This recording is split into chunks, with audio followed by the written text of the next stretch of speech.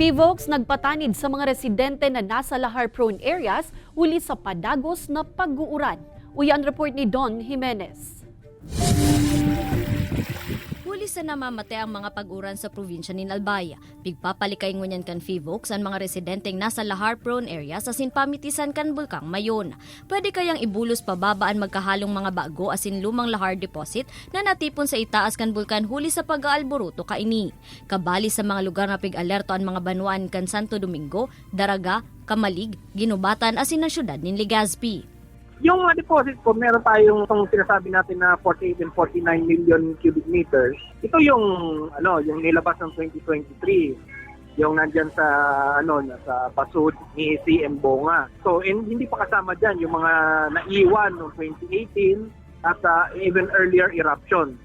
Sa Banwaan Kamalig, nagkaigwananin emergency meeting ang MDRRMO para pag-andaman ang humakan lahar flow sa pirang mga lugar.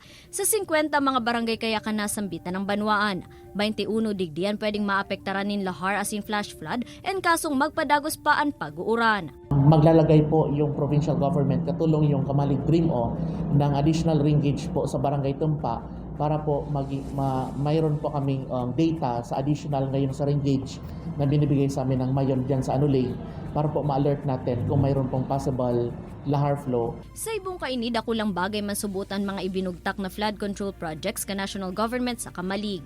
Nakipagkoordinar naman subutan opisina sa DepEd para maipreparar ang mga pwedeng magamit na classroom anuman na oras and kasong kaipuhano na magpaibakwar. Ini si Don Jimenez, Balitang Bicolandia.